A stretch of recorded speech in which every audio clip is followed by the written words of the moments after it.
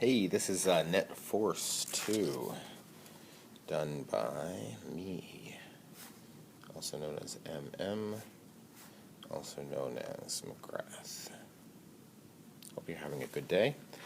Number one, let's, actually before we get into number one, just remind ourselves what we're doing here. Newton's second law is that unbalanced force is equal to mass times acceleration. So whatever the direction of the acceleration is, that's got to be the direction of the unbalanced force. And just remember that the unbalanced force isn't necessarily like one of the forces in your force diagram. It's what happens when you look at winners minus losers and see what's left over. So let's see how that plays out in this first one. A 4,600 kilogram, that's mass, helicopter accelerates upward, so that means up is going to be the winning direction for the unbalanced force, because that's the same as the direction as the acceleration. Got to be the same. So there's my acceleration. Determine the lift force exerted on the propellers by the air. Make a quantitative, that means with numbers, force diagram, write a net force. So just do all the same things that we were doing in the last assignment. So let's see. Here's a force diagram. Hey, I'll tell you a mistake that a lot of students make is they're like, oh look, there's mass, there's acceleration, going to multiply those two together. Boom, I'm done. No, that's wrong. So force of gravity on the helicopter from the entire Earth. I'll tell you why it's wrong in a second here. That's mass times 10, so that'd be 46,000 newtons. If you're like, oh, that's a lot. Well, it's a helicopter. It's a large object. And now I'm going to make this upward force bigger than this, because I know that up is the winning direction, which means there's got to be extra unbalanced force in the up direction. So if you multiply those two things together, the 4,600 and the 2, you get, what, 9,200?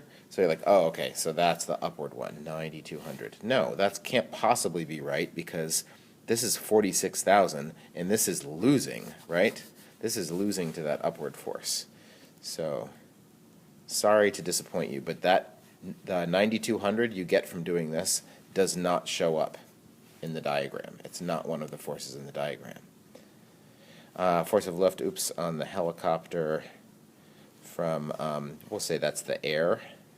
Again, I'm not going to fuss too much about what you call these things. Well, I guess sometimes I'm going to fuss about this. Gravity, got to be gravity. Normal force has to be normal force, and this is not. If you put a normal force here, that is not correct. Normal force is for when something is being supported by like a hard surface. So this is not normal force. Okay, so where are we at? I don't know how much lift force there is, but I do know this, that this is the net force or unbalanced force equation, is unbalanced force is equal to winners. I know the up direction is winning, because that's the direction of the acceleration, minus losers. Okay, unbalanced force is mass times acceleration. The lift force is what I'm trying to figure out. I don't know what that is yet, and this is 46,000. So mass times acceleration, there it is. That's where it happens. It's here. And depending on how intuitive you're feeling about this stuff, maybe you kind of saw this coming. Maybe you're like, oh, I get it. Mass times acceleration, that's how much the up is winning by. So maybe you kind of saw it coming that we were going to have to take the 4,600 and add that to it. But we want to be able to write out all these equations, right? So 46,000 plus 9,200 is about 55,000 newtons. There you go. That's how you do physics right there. How about this? Maximum force that a grocery bag can withstand without ripping is 250 newtons.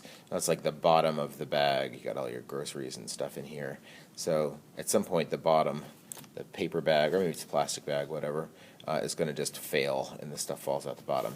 So 250 newtons. Suppose that the bag is filled with 20 kilograms of groceries and lifted with an acceleration of 5 meters per second squared. So, okay. Do the groceries stay in the bag? We'll worry about that in a minute. Let's just make our force diagram. I got 20 kilograms of groceries. So that's the force of gravity on the groceries from the entire Earth is 20 times 10. And then what's going to be lifting up the groceries? Well, the bottom of the bag is. So that's a force. That's a support force. Well, I don't know. Maybe it's not a hard surface. So let's see. Force. What do we want to call that? Kind of like a tension force, kind of like a support force. I guess I wouldn't fuss at you, whatever you chose here. I'll call that a normal force. I think that's okay. Here on the groceries from the bag. And just like the helicopter problem here, I don't know what that is, but I do know that it's winning because lifted with an acceleration of this. Okay, so unbalanced force is equal to that normal force minus gravity. And this is mass times acceleration.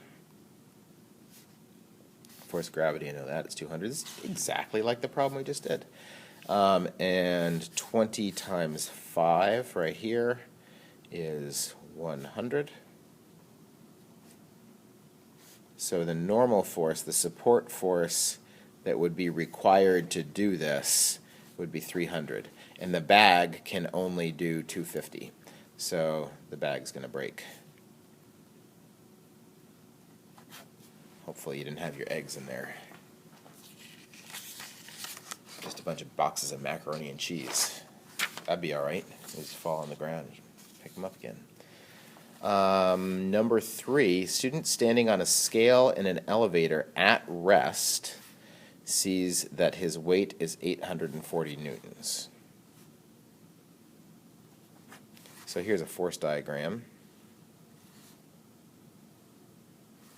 When the student's at rest, they're balanced. At rest or constant velocity means forces are balanced.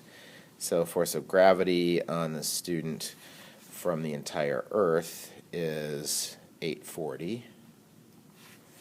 And the force of support on the student. Now the student's standing on the scale, so the support force is actually coming from the scale, not the floor, and it's going to be 840. That's the thing that the scale actually reads. The scale doesn't read this number, it reads this number, right, from the scale. And usually when you get on a scale, you're not in an elevator or jumping up and down, so these are usually equal, which is why we say that the scale is actually measuring your weight or the gravitational force on you. All right, so that's that. As the elevator rises, the scale reading increases.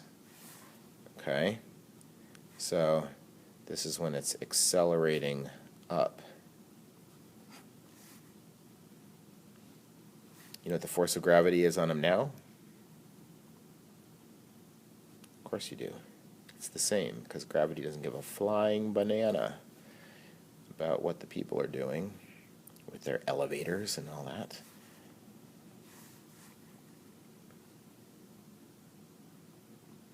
Now, they're telling us right here, the scale reading increases to this. This is the scale reading, not that. So, and it makes sense that when it's accelerating up, that the up direction is this, that's winning. When the elevator slows down to a stop at the 10th floor, the scale reading drops. So now the elevator is going up, the velocity is in the up direction, but if it's going to slow down, just like broomball, the acceleration, like the tapping, has to be the other way. So if the acceleration is down, that means down is the winning direction. So do you know what the force of gravity is now?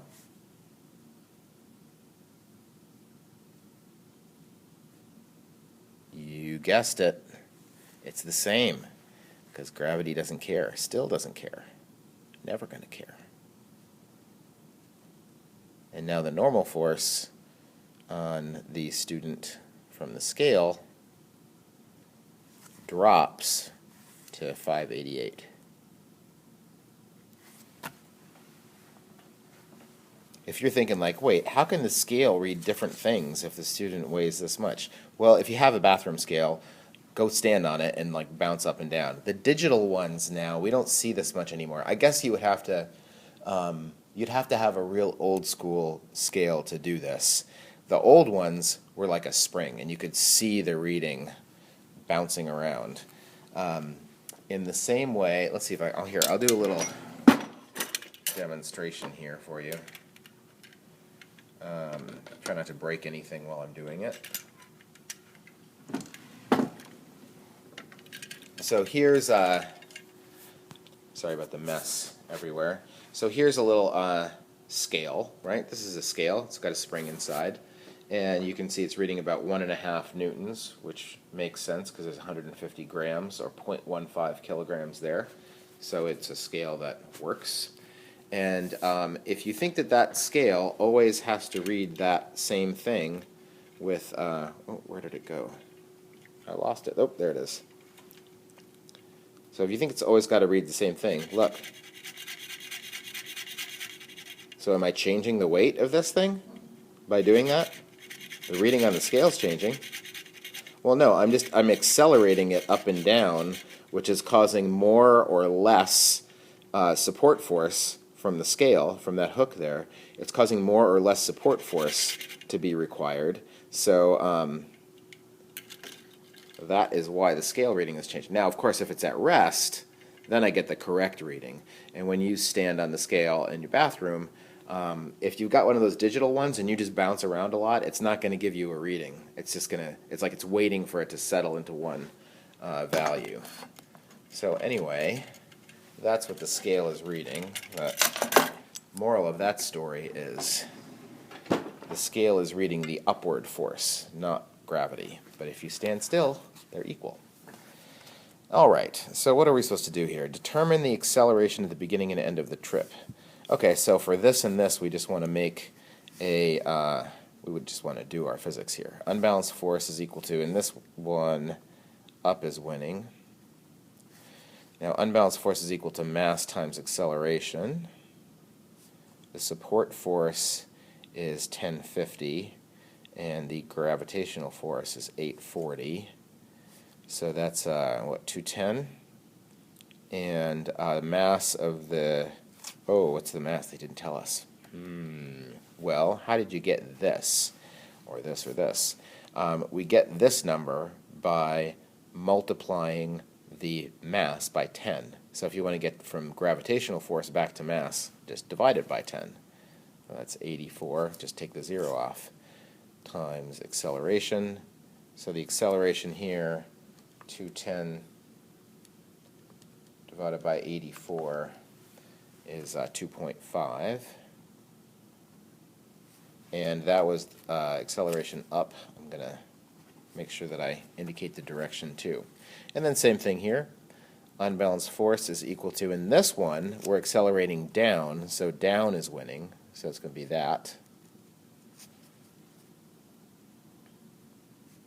Force of gravity, excuse me, 840 minus normal force is 588. Mass is still 84. 840 minus 588 is 252 divided by 84 is 3 meters per second squared down. Oop, I did it up there and it down there. Should use words both times and be consistent.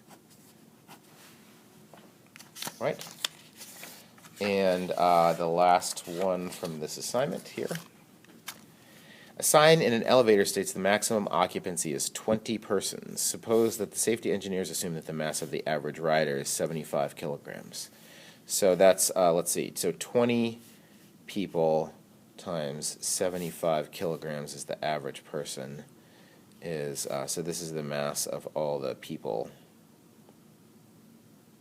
in the elevator. 20 times 75.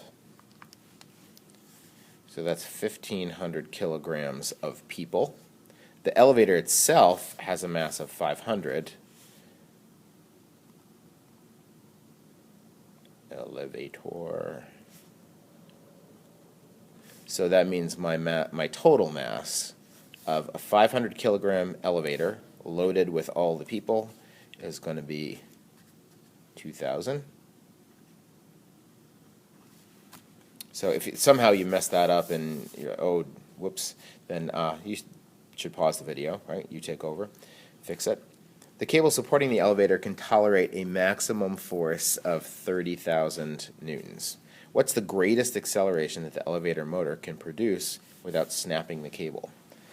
I don't want to snap the cable of the elevator, so if we want the maximum acceleration, then we're going to max this out. So the force of tension on the elevator from the cable, we're going to max that out at 30,000 newtons. And then the force of gravity on the elevator from the entire Earth that's my maxed out elevator. So that times 10 is 20,000 newtons. So the unbalanced force is the upward tension minus gravity, and that's 30,000 minus 20,000, winner minus loser. And the mass is 2,000. Oh, that's going to be an acceleration. That looks like it's going to be 5 meters per second squared.